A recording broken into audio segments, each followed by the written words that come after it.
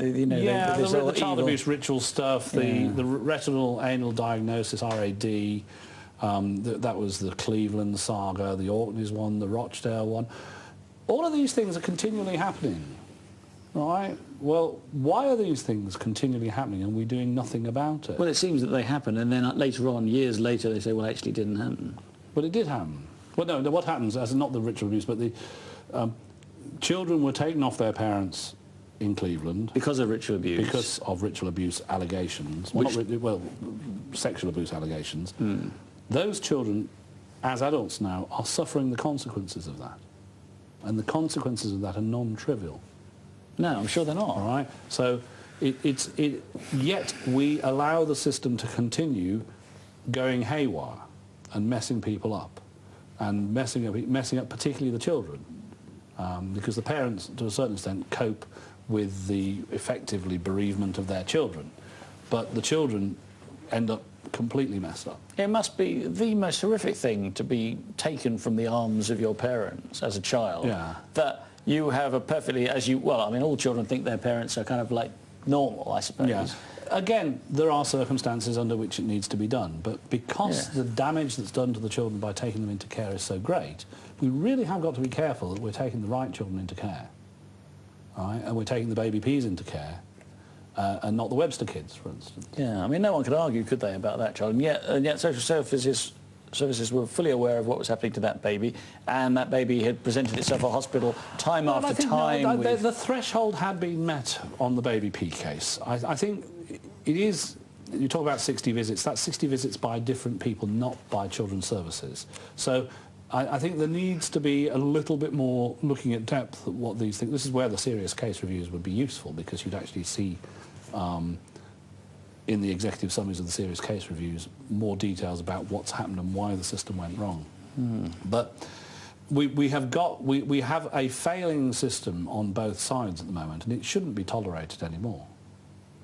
Well, it's good that there are people like you who There's a lot of give MPs a damn, concerned. you know. People like Di Davis, Nick Winterton, and there's, I can't remember his name, but there's a lot of people who are concerned about the way the system is working at the moment. But there are over John Barron's very good, for instance. There are over, what, 300 MPs in... 646. Oh, well, that was That half is over right. 300, yes. I was half right, wasn't I? Well, no, you're over 300 is entirely right. It's just, it's more than twice much the more number. than twice that number. OK, there are 646 MPs. Not all of whom turn up, of course. No, but nevertheless, they all have the power to vote. They all have the power to vote. And so the number you've mentioned is less than 10. Yeah, but there's 10, more than that. I'm say. working with quite a few. I can't, you know, if you want me to try and sit down and do a big list, I can do a big list, but... Do you think Gary Taylor's been very good. She's Labour. OK, well, let's give praise where it's due. Do you think there's a chance that you can make a difference, John? Yes, we are making some progress. I just think we need to worry about... The government, I asked the government, will they allow second opinions, and they say they have no plans to allow a second opinion. Now, at the end of the day, they are responsive to your listeners, because your listeners, a proportion of them, vote in elections. Or viewers, even. The viewers, sorry, yeah, OK. Yes, we are in a video studio with cameras. All right, your viewers could write to their MP and say, won't you sign the early day motions for second opinions and for accountability and things like that. So, you know, and doing programs like this are very important, because it's getting the truth out to people about what's really going on. Yes. And a lot of it, as I say, on my weblog, I link to the judgments. So in other words, I'm linking to the court's arguments. So you look at the Oldham case. We'll come back to that one. You've got 2 minutes 40, John. That's the end of the show. An SBS case, right? They ask for a second opinion from the judge says no. They go to the court appeal says no. They go to the court appeal again, court appeal says yes. And then they get a second opinion that proves they're innocent. Wrong. Why did they not have a second opinion to start out with? Why did we not assume that the medics don't know everything? The system is complex. Or perhaps they do, but they want the nice fee. Well, I don't think the fees necessarily frighten people off.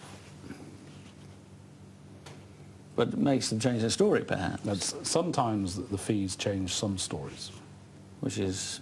sad. Unconscionable, isn't it? But when people get... It's cognitive dissonance is the concept, that people don't see that what they're doing is wrong. They don't make the connection with their own soul or and again, spirit. They've got a mortgage to pay, and it's all very tight, and they've got to keep them living, really, and so on. Well, I hope they sleep poorly in their beds if they are deliberately responsible for removing children from their parents. Some are.